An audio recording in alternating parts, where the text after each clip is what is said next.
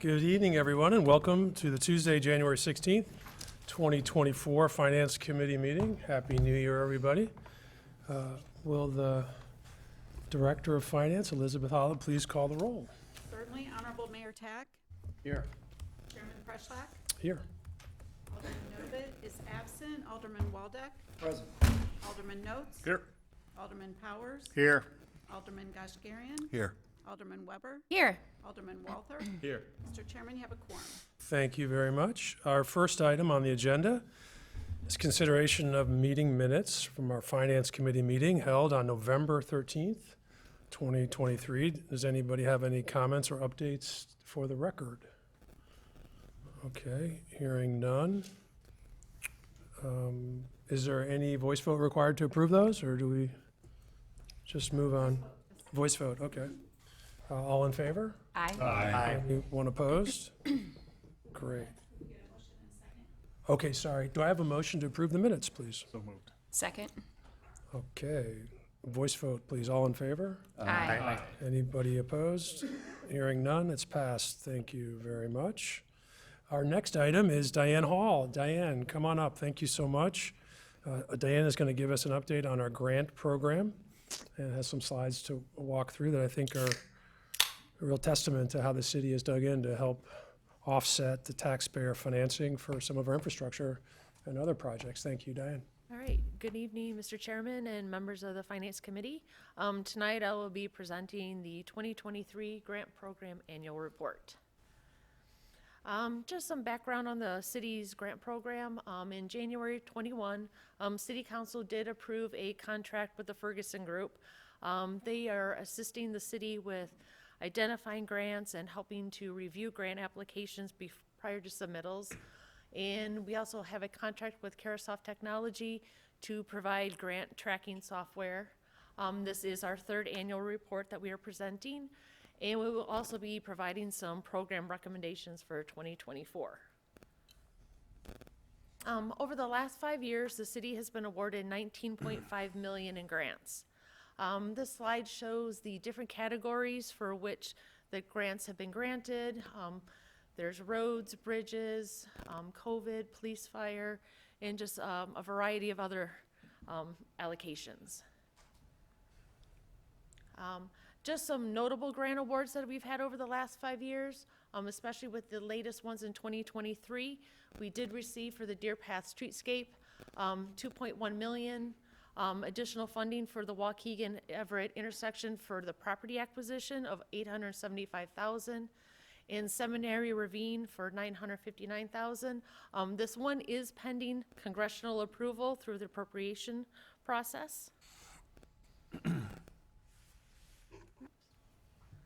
And then out of the city's proposed CIP program for the next 5 years, there are $86.9 million in projects that are being proposed. And out of that $86.9 million, total grant funding is $16.5 million, or 19% of those projects. So the city's grant program is providing substantial funding to help provide additional capital projects. And just to compare the 2022 to the 2023 program, the city was provided 85 grant opportunities for consideration. The city did submit 11 applications. We did receive 6 awards. We still have 5 applications that we've submitted that are still pending review by the agencies. And we did receive $4.3 million in grants in 2023. So over the last 2 years, we've received $8.2 million in awards. So for the 2023 program goals, out of those goals, 6 grants were awarded. We have 1 that's still pending review or 2 that are pending review. 1 will be resubmitted after engineering design is complete. And there are 3 projects that have been identified that no opportunities have been found at this time. So for 2024 program goals, the staff does review the current CIP for the next 5 years to look for any projects that may have the opportunity for grant funding that we do provide to the Ferguson Group to help them better identify different grants for the city. We also like to emphasize projects that are in the CIP, not just grants to obtain grants. And we also would like to update the needs assessment, which is the Ferguson Group reaching out to the departments to really identify what they're looking for. And we also like to ensure that, projects have the design complete for the grant applications. That way we're shovel ready and it's more better looking for when we do submit those grants.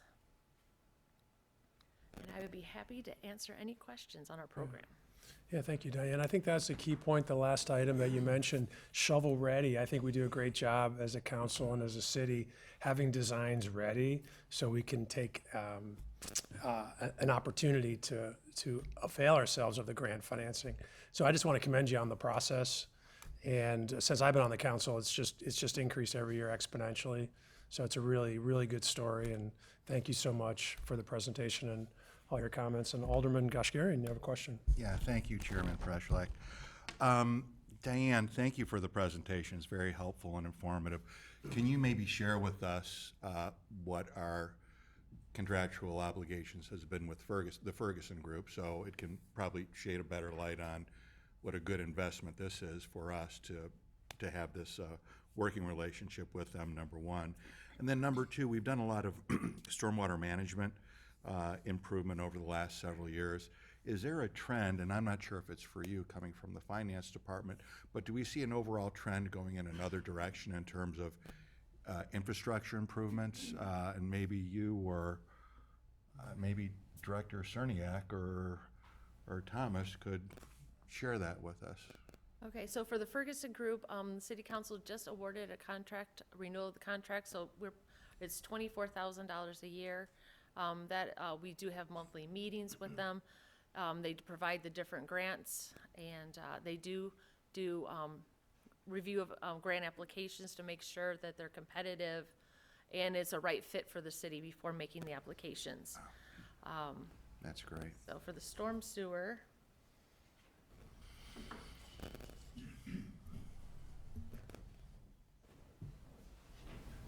And really just looking more high level. Sure. Good evening, Mr. Chairman, members of the committee. In general, yes, we are receiving grants for ravines, intersections, bridges. We're now starting to go after major roadways. So we just submitted an application last week for Wesley. The Wesleys, the Sheridans, the Green Bays, those are going to be costly, so we're looking for grant opportunities for those.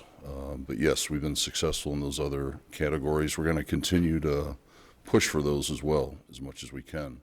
But yes, if that answers your question. Yeah, fantastic, thank you. Any other questions? Yes. Just a question of, I'm curious, is the funding coming from county, state, or the federal level, and approximately what percentage? I'm not sure on the percentage, but we are receiving it from all different, between the federal and the county, state, Okay, foundations even. okay, thank you. And if I may jump in, just to piggyback on Director Thomas's comments, the council, I think, is aware, maybe it was 7-8 years ago, this city undertook a stormwater sort of engineering assessment, prioritizing the most severe needs within the community. We made such progress in working our way through that list that included tentatively in the upcoming FY25 capital improvement plan is round 2 of updating that study. So we've made such progress on that list that now we'll go back to the drawing board and reassess where our needs are. So not specific to grant funding, but just thought I'd acknowledge all the progress that's been made on the stormwater management front. That's great. Any other questions or comments? Well, thanks, Diane. Again, I just feel like grants are ingrained in our culture on the CIP and our capital budgeting and planning, and it's just a great success. So thank you for all the hard work and working with Ferguson Group. Next item, Elizabeth Hollab is going to walk us through our investment program update and some recommendations for this upcoming year. Take it away, Elizabeth. Thank you. Good evening, Finance Committee members. We'll provide you a little bit of information, background information on the city's current investment program, then we're going to be making some recommendations for your consideration for '24. So just a little bit of overview. The city has a comprehensive investment policy. It was last updated in May of 2022. It does not include either the police and fire pension fund of the city or the cemetery funds, because those are managed externally by other boards and are not included in the city's investment program. The city's investment policy complies with the Illinois Public Funds Investment Act. Those are statutory restrictions on what the city can invest in. And so any changes in the Illinois Public Pension Funds Investment Act are followed through with changes to the investment policy as those changes are made. And then importantly are the three objectives in priority order for the city's cash and investment program. First and foremost is security of the assets and ensuring very low risk of loss. The second priority is liquidity, making sure that we have enough available cash for operating needs. And then thirdly, return on investment.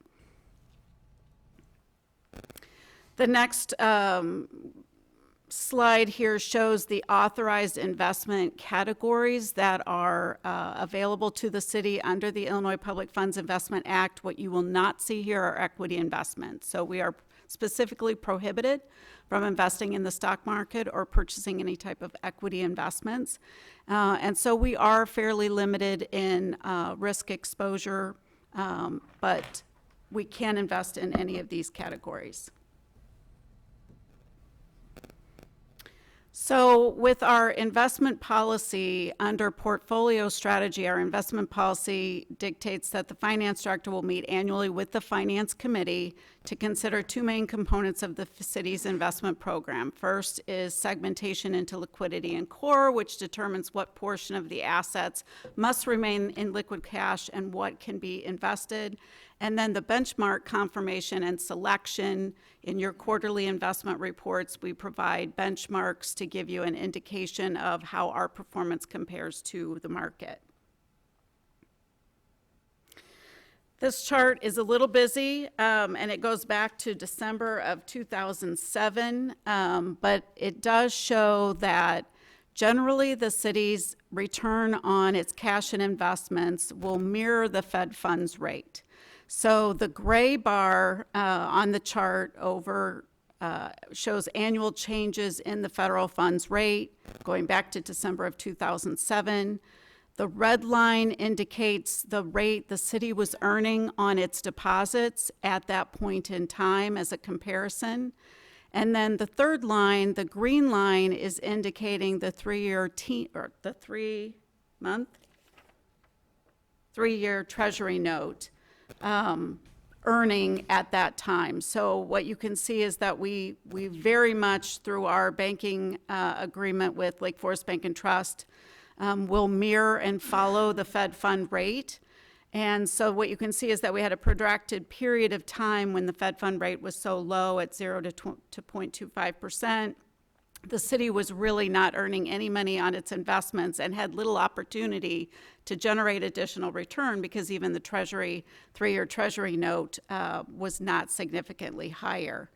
So as we came out of that very low interest rate environment, the finance department brought to the city council in 2017 a completely updated investment policy. We had been working with a 2004 investment policy, and we wanted to update it for changes in statutory requirements as well as the investment market.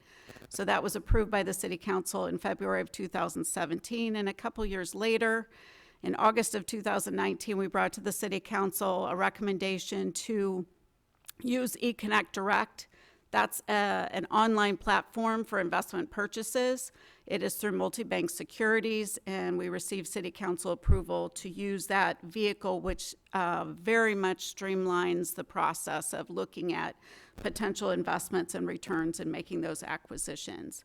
And then you can see the significant increase in the rate of return over the last 2 years with increases in the Fed funds rate. And so in July of 2022, we began adding certificates of deposit to the city's investment portfolio to begin to really use the eConnect Direct platform and begin to get all of our investment reporting and processes in place, really in an effort to anticipate a reduction in the Fed funds rate so that we could set up a scenario of having investments secured that would earn a higher rate of return for an extended period of time when the Fed fund rate falls and the rate on our deposits falls as well. This graph just gives you a pictorial of the eConnect Direct platform. This one is specific to certificates of deposit, but what Diane and I can do is we can go online, access the platform, put in specific search criteria of different products, and instantly see available investments in the market that we can purchase. We can do that order form right online, and we have duplicate authority so that if I initiate an investment, Diane has to approve that. And then we work with Multibank Securities to settle those through transfer to our Pershing Securities account, which is really the cash account that supports the maturities and settlements of new investments. What is particularly nice about this is that we have the option to go in and create default searches that will mirror our investment policy so that we don't see any investments that would not comply with our investment policy requirements. It's very efficient. As you know, we have been operating under a period of an inverted yield curve. Typically, what you will see in the investment market is higher returns with longer-term investments. In October of 2022, the yield inverted where the 3-month T-bill rate was higher than the 10-year Treasury note.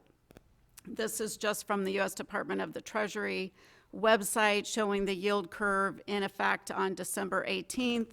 And we've been operating with this inverted yield curve since October of 2022, which really disincentivizes us from putting money into long-term investments at a lower rate than we can earn immediately.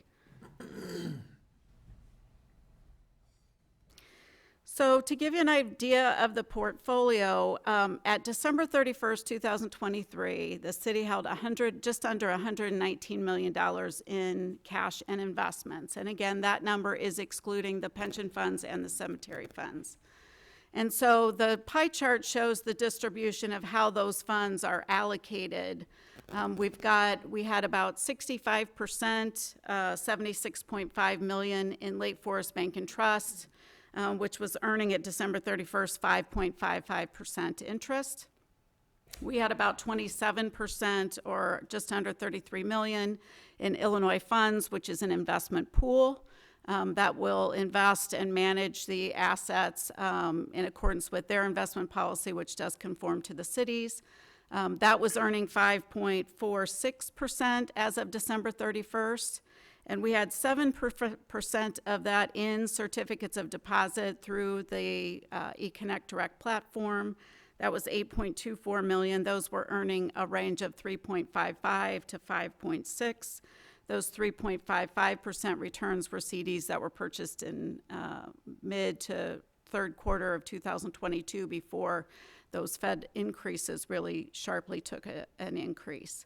And then about 1% or $1.4 million in other forms of operating cash, earning fairly minimal returns.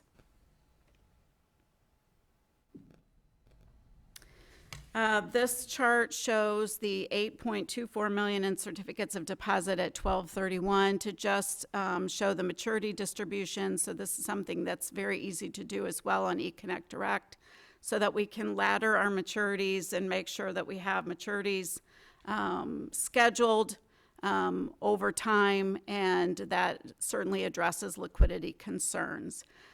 For interest, the hash mark that you see in some of those graph lines, those are callable certificates of deposit, whereas the solid are non-callable.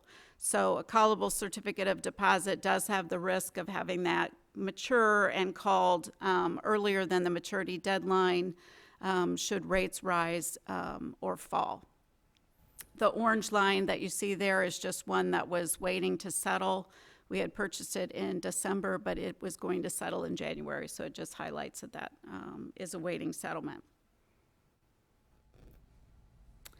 So the first item that we want to review with the Finance Committee today is segmentation recommendations for 2024. So as part of these recommendations, what we did was we went through each individual operating fund in the city's budget, and we looked at the characteristics of that fund.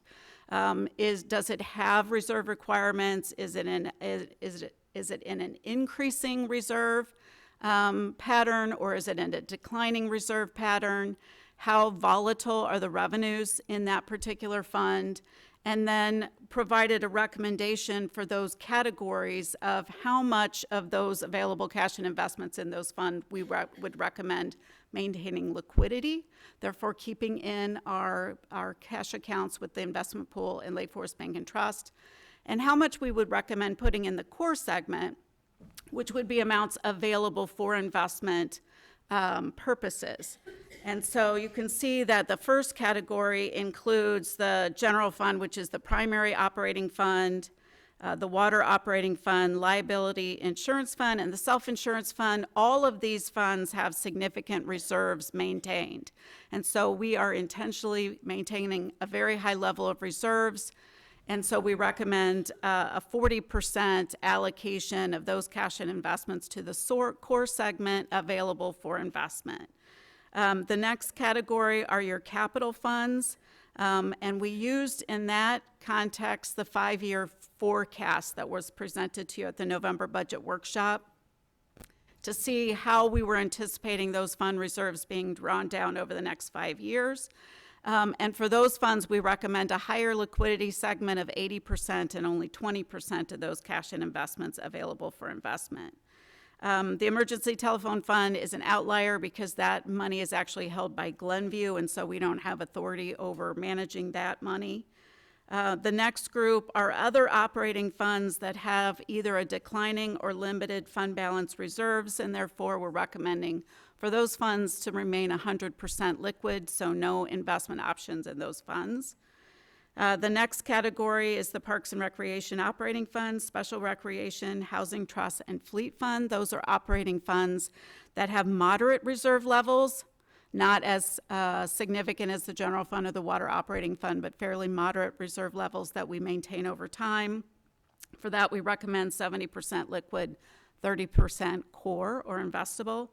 And then the final category are the Cemetery Fund, the Library Fund, which I'll speak to in just a moment, the Foreign Fire and Fire and Police Pension. These are funds that we budget and maintain in our financial statements, but we don't have direct authority over the investing of those funds. And so we've marked those as not applicable and out of range. I did designate the library, and I know Ishwar's here, because depending on what we end up doing with this, I would anticipate meeting with Ishwar to see we could certainly make this available to the library if their board wanted to invest some of their available cash in certificates of deposit or treasuries. We could provide that same opportunity to them at the library board's direction. So we could have further discussions about that.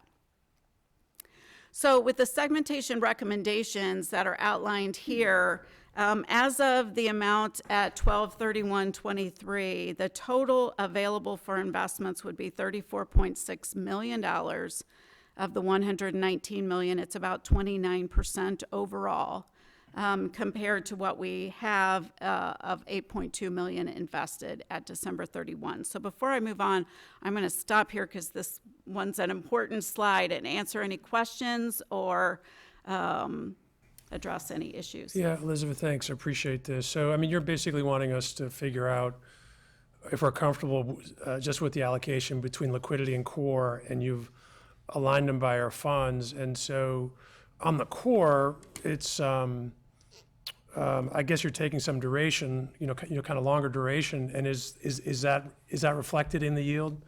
I mean, do you feel comfortable that it would be put to work to have some more basis points of interest, or? I think we absolutely would. It's certainly a balancing, and The goal is that, of course, if we're only investing 29%, then 71%, the rate on that is going to fall when the Fed fund rate falls, and we recognize that.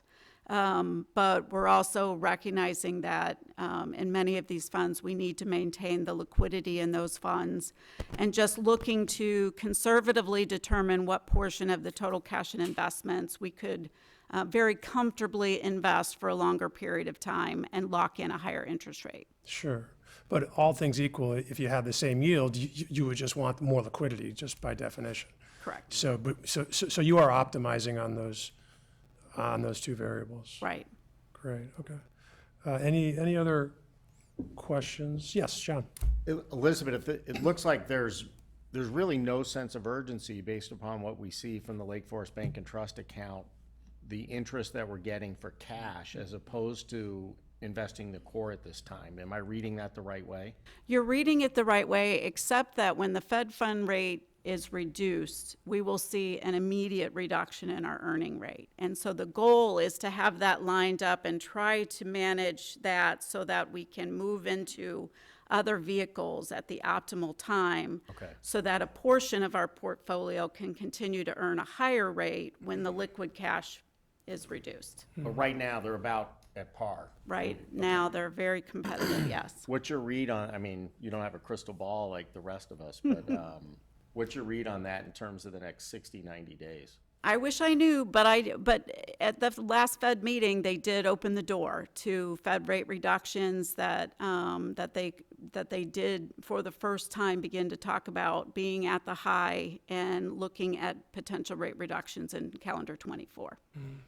So given that dynamic, if at the end of last year, we were at 8.2 million, and you're proposing or asking for approval to go up to 34, how would you think about deploying that over a period of time? Would it take 6 months, 3 months, 9 months? I think it would take a full year Oh, a to full really year. get there Yeah. because the inverted yield curve is going to create a particular challenge in that we've got to determine how far we can go out strategically. And to be honest, we would certainly employ the assistance of multi-bank securities who do provide guidance to us as part of the eConnect Direct platform relationship in kind of modeling that and determining the most appropriate time. Yeah, so that was my next question. On the investment advisor front, it's not from the Lake Forest Bank and Trust in terms of their wealth component. Through eConnect, you have somebody where you can model out some scenarios to kind of do these trade-offs and, think about the allocation across liquidity and core, and they help Yes. facilitate So, that. for example, as an eConnect Direct customer, we get frequent emails from multi-bank securities about the market, about the Fed meetings, about the guidance that they're giving their investment customers. And so we can leverage that, and we have a specific account client rep that we can work directly with. Okay. Great. Any other questions for Director Holub on the segmentation recommendations for 2024? Okay. So the second set of recommendations relate to the benchmarks for 2024. So these are listed, the 5 benchmarks that we are using currently. And so we have 3 liquidity benchmarks and 2 core benchmarks, really intended to provide a market comparison to what we are earning based on our general time frame for investments. And so we are recommending that we stick with the 5 that we're currently using. We think they're appropriate. We don't anticipate, for example, any of our core segment going significantly beyond 3 years, though we might have some exposure to investments longer than 3 years, but we feel that the benchmarks are appropriate and continue to be appropriate for 24. So to conclude, we would be looking for the Finance Committee to approve the segmentation recommendations, approve the benchmarks, or affirm the benchmarks for 2024. And then also to provide approval to pursue longer-term investments, also moving beyond certificates of deposit to treasuries and agency obligations in an effort to lock in higher yields beyond any Fed rate reductions that we experience in the next year. And I did want to include a note that the investment policy does specifically require Finance Committee Chair approval of any single investment purchase over $500,000. So we have, for example, in our certificates of deposit, we have only purchased FDIC insured certificates of deposit, so they've all been less than $250,000. And eConnect Direct ensures that we don't have any overlap or duplication of a CD with the same CUSIP number. So we have a fully insured certificate of deposit portfolio at the current time.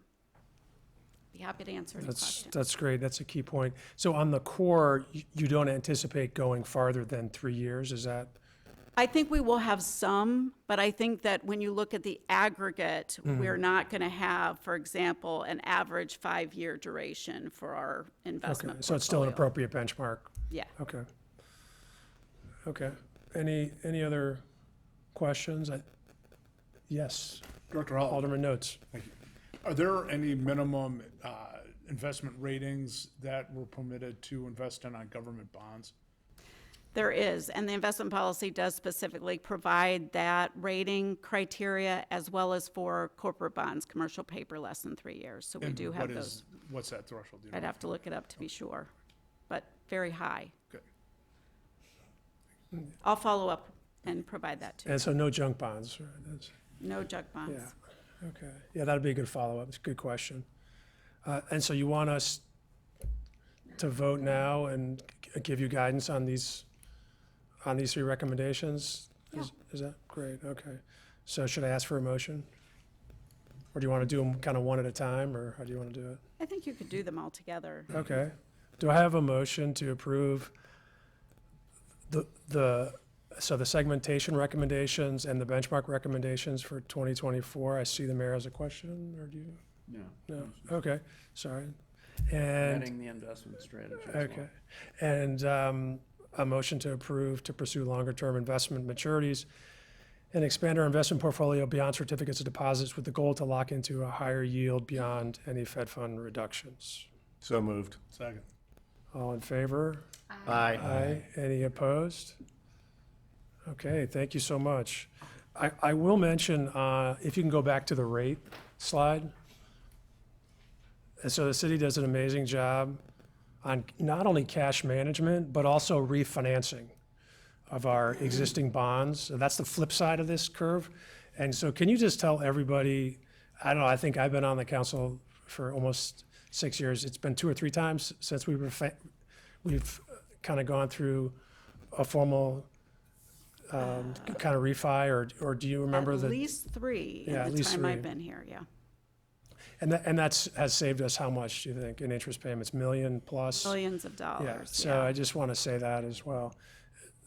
So thank you for the hard work on the cash management side and keeping it safe and getting yield, but also refinancing our debt obligations, which in 9 years, we're going to be debt-free ostensibly if we don't issue more paper, which is fantastic as a city. So thank you, everybody that has been up here in the past. We really appreciate that, and to the staff and leadership, so thank you. All right, the next item are the FY25 water rates and water fund modeling project. For the water rate geeks in the world, these are some cool slides. So thank you, Elizabeth, for doing this work with our vendor, and take it away. Absolutely. So just by way of background, you did not receive water rate recommendations in November as part of the fee schedule changes because we were still in the midst of implementing our water fund modeling with Waterworth. And so we said that we would come back in January, provide the update on our Waterworth implementation, and then provide a recommendation. So what we're looking from the Finance Committee for tonight is direction on the recommended rates, and if approved and based on your direction, we will bring a new fee schedule to the City Council in February for approval that will include the new fiscal year 25 water rates. So to give you a little bit of background, the water fund, which also includes sanitary sewer, is an enterprise fund. And by definition, an enterprise fund is totally self-supporting.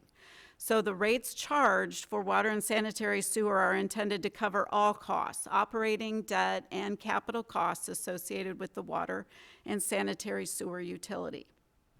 In Lake Forest, we have a combination of both fixed and variable rates for water and sanitary sewer. So we do have a fixed rate that's charged per quarter, and then we have variable rates based on the actual consumption in the billing period. We have tiered residential consumption rates. Those have been in effect for about maybe 8 years. We created a tiered residential consumption rate based on how much 1,000 gallons are used in a billing period. The first 10 are assessed a certain rate, then 11 to 60 are assessed a different rate, and then any consumption over 60,000 gallons in a billing period is charged a different rate. We, in our 5-year financial forecast for water and sanitary sewer, we assume that we will generate annual rate adjustments to increase revenue by 2.5% per year. That's intended to keep pace with personnel and other operating cost increases of the utility. And we don't want to have sporadic rate adjustments of significant amounts. We want to just stay constant and current with inflation. What we use in developing our water rate is a 5-year rolling average consumption. And so the two charts demonstrate that. I would call your attention first to the top right box, which by fiscal year reflects the actual consumed water in that fiscal year. So you see the fluctuation and differences from year to year in consumption of water for our fiscal years. What will tend to drive this is weather during the summer. So if we have a hot, dry summer like we did in the summer of 2012, that's going to drive consumption up. And for a long time, fiscal year 13, with that hot, dry summer of 2012, was the highest consumption we had had in a fiscal year for a considerable period of time. Then what you have in these green bars is you have actual numbers through 23, you have an estimate for 24, and then in the red bar, that's the 5-year average. So every year we move the 5 years out so that we're staying current and reflecting any changes in consumption of our customers. And so that red bar is simply the mathematical average of the most recent 5 years of consumption. We know that consumption is going to fluctuate from year to year, and so we feel that using that 5-year rolling average is a good measure for budgetary purposes. The bottom left chart shows what the rolling 5-year number was in the previous fiscal year budget. So what the 5-year rolling average consumption was, generating the particular rate recommended for that fiscal year. What you notice is that for years, we were seeing declines in consumption. And what that was doing was that was forcing our rate increases up at a higher rate because we had to compensate for the reduced consumption that we were seeing. The good news is that in recent years, we've seen increasing or steady 5-year averages of consumption. And so we really don't have to force rates up at a higher rate to generate that 2.5% revenue increase. Lots of numbers on this slide. What this is really intended to show is what our rate structure looks like. So in the top section, you see the fixed quarterly rates. These are water only. You don't have sanitary sewer on here. And the fixed quarterly rates for water are charged based on meter size. So if you have a small versus a medium versus a large meter, you're charged a different amount per quarter as a fixed rate. We did a lot of analysis several years ago to ensure that meter size was an appropriate predictor of usage. And that data came back showing that there was a clear indicator. And so the council was comfortable with that tiered rate structure for fixed rates. And then the bottom portion, the middle portion, are the consumption charges. You see the 3 different tiered residential charges based on the consumption tiers for residential customers, and then all other customers are charged the same rate for every 1,000-gallon unit they use in a particular billing period. The numbers in red signify changes so that you can easily see visually by fiscal year that we have tended to look at both the fixed and the variable rates for adjustment. And Alderman Tack will probably, or Mayor Tack will remember that we had a lengthy discussion when he was an alderman about the structure. And what we acknowledge is that about 90% of the water and sanitary sewer budget is fixed. You have to maintain your water plant 24/7, you have debt service, you have capital requirements, you have operating costs that aren't going to change significantly with the amount of consumption from year to year. But historically, traditionally, and industry-wide, there tends to be a significant focus on variable rate as the revenue-generating model. And so several years ago, we embarked on a multi-year plan to increase the proportion of our revenue generated by the fixed rate and less on the variable rate. At the time, we were generating only 99% of our revenue from the fixed rate, 91% from variable. And so we have made specific adjustments to our rate structure over time in an effort to increase the proportion of revenue generated from the fixed rate. So the fiscal year 25 proposed rates are shown there in the light blue column. We are recommending for fiscal year 25 only an adjustment to the fixed rate and quite nominal in charge. So simply an adjustment from $55 per quarter to $57 for small meters, $210 to $215 per quarter for medium meters, and large meters from $925 to $945. Ironically, while these rate increases look very small, because of the increased 5-year average of consumption and these small adjustments to the fixed rate, we can generate 2.5% increase in revenue next year. Here's simply the impact analysis, the estimated annual costs, and these amounts we are including amounts a customer would pay for water, sanitary sewer, and utility tax.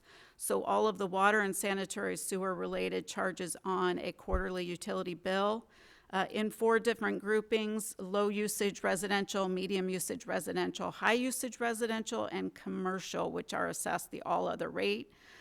In those, you can see that the dollar increase, these are annual changes, are very, very small, with only $8.40 projected for low and medium usage residential, and only $21 per year increase in high usage residential and commercial.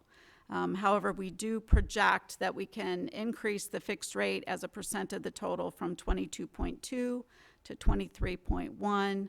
And so you can see we've made significant progress over the 9% when we started changing the structure of this. We are generally working towards a 25% fixed in our long-term modeling. So a logical question is, how do our rates compare with other comparable communities? We have become less and less able to really do a rate analysis with other comparable communities because we have a mixture. We have communities still charging 100% variable. We have some communities charging a fixed rate combination and using different methodologies. So what we did instead this year was we took the rate structures of each community and plugged it into our impact analysis for our customers here for this chart, to show if I use the same amount of consumption in any of these communities, what would I be paying in total for water, sanitary sewer, and utility tax? And so you see those comparisons on this pie chart. This chart is medium usage residential customers. And you can see green, Lake Forest is the green in the middle. And we appear here third of the communities that are shown. So we're remain very competitive in our rate structure compared to other communities. Also, to give you a little bit of additional information on the different color schemes, a solid bar, so as you see in the Arlington Heights, that's a solid line. They are charging 100% variable rate, so they have no fixed rate as part of their structure. The hashed lines, similar to Deerfield and Glencoe, and of course Lake Forest, have a combination of fixed and variable rates in their rate structure. And the color difference between blue and yellow or orange is that the yellow or orange also sell water to other customers. And so they are able to put their fixed costs of their utility over a larger, broader customer base. For example, in Highland Park, I believe they're still about 50-50. They're selling to their residents and 50% outside their city. And so they have a very significant proportion of outside customers that help them to have a much lower rate in their charges. Similar graph here with non-residential to compare customers that in Lake Forest are charged the same rate regardless of their consumption in a billing period. We are third here as well, although you can see that we are on non-residential even closer to number 2, Northbrook, when you look at the non-residential comparison. Moving to the water fund modeling project, so this is just an update. We'll provide additional information, I'm sure, at the March budget workshop, but in July of last year, the city manager approved a finance committee or finance director request to purchase the Waterworth system. This is an online application that allows you to do a lot of modeling for utilities. It's used for water, it's used for stormwater, it's used for electric, it's used for a lot of different utilities by municipalities across the country. And so for a fairly small investment, we were able to implement the Waterworth modeling. Just to give you an example of some of the things this does, this is revenue modeling. And so in these line charts, the orange, for example, represents our water charges, both fixed and variable. The brown, the very small brown piece at the bottom, is our sanitary sewer, fixed and variable rates, and then the small amounts of colors at the top are other revenue sources included in the city's water fund. You can see below that the input data, which we're able to go in. We can do either a dollar or percentage assumption, and where it's built on an assumption, that's a blue cell. But if we've entered a fixed amount, it's yellow, so we can very easily see where we're inputting based on an assumption versus actual data. And so that's how we can work on the revenue side. This is the expense side. So on this graph, we've got the dark blue is our operating costs. The light blue is debt service in any given year. The light green is capital expenses. And so we've plugged in a few previous years and then the draft 5-year capital plan as it was presented in November.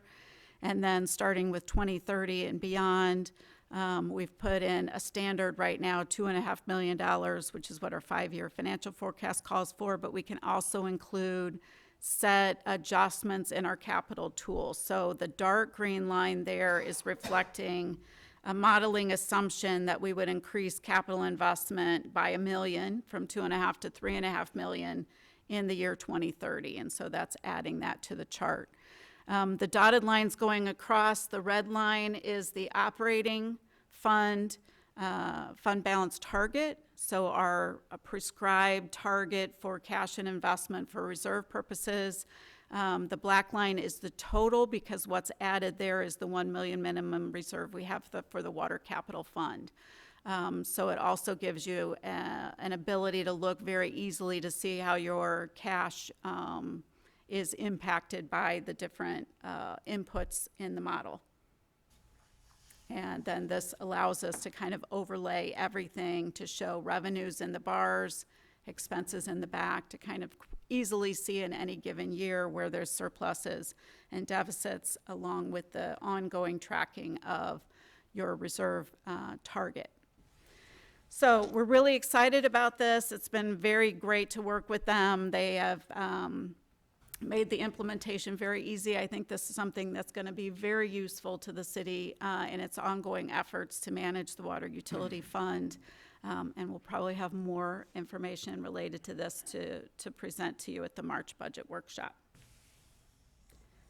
So with that, we have a recommendation for fiscal year 25 water rates for your referral to City Council for approval in February. I'll be happy to answer any I questions. have a question. Can you go back to the previous slide? Sure. Just curious on the modeling, are they able to go back and model previous years as well? And do you have that data? And I just kind of wonder how healthy the enterprise fund is in general. And if you look at 25, 26, 27, am I correct in reading that, for some of those capital needs, we're probably going to have to take some money out of reserve in the general fund or the CIP to do that? Or how would you think about it being an awesome enterprise fund, standalone, able to do all the things that you said at the beginning of the presentation? Yep. So the other line on this graph that you see this in gray, cash position, because that's not on this chart right now, is you would see a solid black line that would indicate the cash position at the end of each fiscal year. It's well above the minimum. So we have very significant reserves, intentionally similar to the general fund for the city. So we're very, very healthy.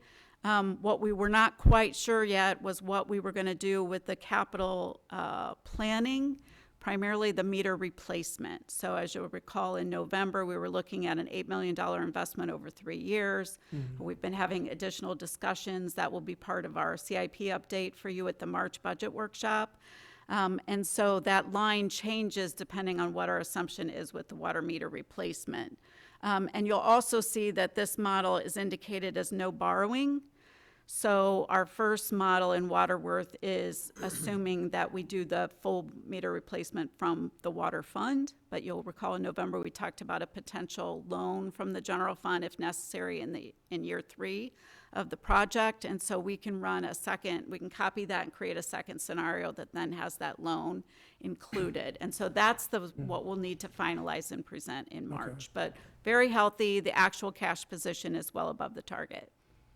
Okay, great. And the water tastes good too. I mean, And the water's great. I mean, I've been really happy with it. So, any questions for Elizabeth on the rates or the rate structure? I think, are you comfortable with fixed and variable at this time? You say approaching 25, and because so much of our costs are fixed, do you think that's a nice balance and Yeah. fair and equitable? Okay, great. All right. Well, do I have a motion to approve our FY25 water rates recommendations? All in favor? Aye. Any opposed? All right, thank you so much. Thank you. That's great. All right, we're almost done. We got to get under an hour here. The other business is the next item, the flash report. Elizabeth, can you just stay up there real quick and just tell everybody where they can get access to the flash report online on our website? And, Sure. So if you're enrolled in the weekly e-news that you get on Friday afternoon, when we release a new version of the monthly flash report, there's a nice link included in there that you can go directly to the flash report. Otherwise, there's a little bit of digging on the website, but if you do go to the financial transparency area of the city's website and go to interactive charts and graphs, there's a list there of all the versions of the flash report that you can look at and see. But the easiest is probably that link that we provide in the e-news each time we release a new monthly flash report. Okay, thank you. Does anybody have any questions on the 2 exceptions on the fee reduction or the waivers granted in excess of 1,000? Any issues with that? Okay. Any questions on the organizational performance measures for the FY25? I think those were, just very well done. Anyone have any comments or issues from the packet on those? On the 5-year. We'll note for the council that as we begin the strategic planning process in the coming months, this might look a little different next year, but it's an exciting process for us, and I think to Elizabeth's credit and the rest of the staff. They really do a remarkable job of tying resource allocation in the budget to goals identified in our long-term planning document. So we'll see what it looks like as we go through that process and going into next year's budget cycle. Okay. That's great. Always fun to do a new strategic plan. And thank you for the update on the 5-year capital improvement plan in terms of our March budget workshop. And then, Jim, you want to come on up and talk about the innovation and technology 5-year plan? Jim Shaw, our innovation director, I always like to give him a plug for all his hard work. Does a great job, and thank you. Thank you. Thank you, Mr. Chairman and members of the committee. I'm happy to answer any questions you might have about the 5-year plan, or I can give you a kind of an overview. Yeah, I think a brief overview. Yeah, just. Diane, quick question. Do we have this in the packet? Is it available? It's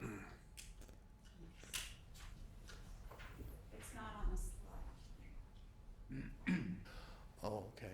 It's the last page of your packet. Last page of your packet. I hope you have access to that. Yeah. Page 30. So technology is a difficult item to project. So putting together a 5-year plan, it requires a lot of flexibility. We know where we want to be a year from now. Technology is a fast-changing animal. So we have, it's difficult to do a 5-year plan. But what we've tried to do here is put significant items from our budget in the matrix so you have a better understanding of where we're going. Okay? Now, I'll touch on a few of them that are larger items. Top line, you'll see one for facilities access systems control. This is really bringing our buildings up to date as far as security. These are doors, that new fob systems for all the doors on certain buildings, especially buildings that get a lot of public traffic. It works with an automated camera system, also provides remote access for public safety, and provides immediate lockdown for managers or employees within that building. So if there is an incident, we can lock the building down. We can lock segments of the building down. And public safety would have access to cameras within that building to have a better understanding of what's going on.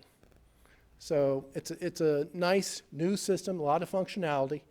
We're planning on for the rec for 25, and then we would proceed with City Hall and MS following. Another item I might want to highlight, it's not sexy, but our phone system is approximately 11 years old at this point in time. It's at end of life, so we will be targeting that for replacement. There are some new features around phone systems today, and we're going to explore those. We're not going to get too far from the mainstream. We want something that's reliable and functional, of course, but we're going to look at some of the newer technologies. Virtual machine replacement is another item on your list here for $150,000. These are really, this is our server matrix, our server systems that live within our network. That virtual machine represents approximately 35 different sessions or applications running, and it is in need of a replacement.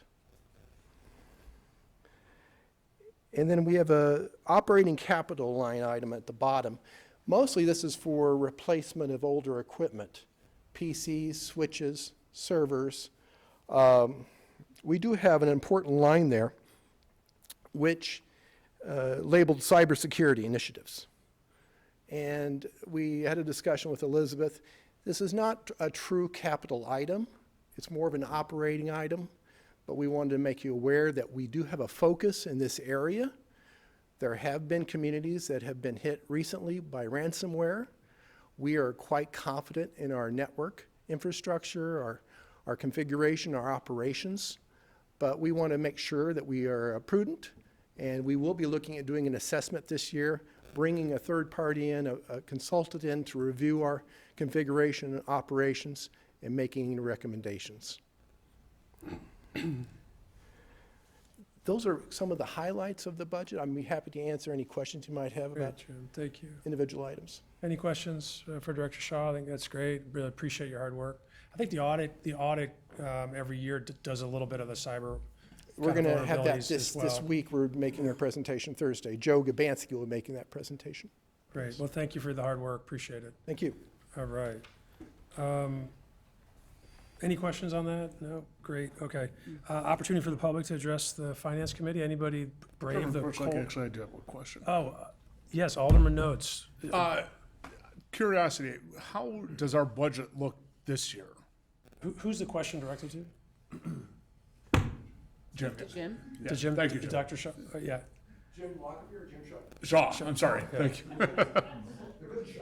On what component of Yeah, the? just curious, so looking at the budget for fiscal year '25, just over 500,000, how does that compare to, say, what it was this past fiscal year? I think that's fairly consistent. Okay. So we've worked with finance and we've established, I think, an operating budget of roughly 200,000 on an annual basis to replace current equipment and systems. And then we have a margin roughly of 300,000 a year to explore new systems or new technologies. Right. Thank you, appreciate it. Thank you. Great, yeah, no. Every business or government is a technology business or government, right? With all the changes, so it's money well spent.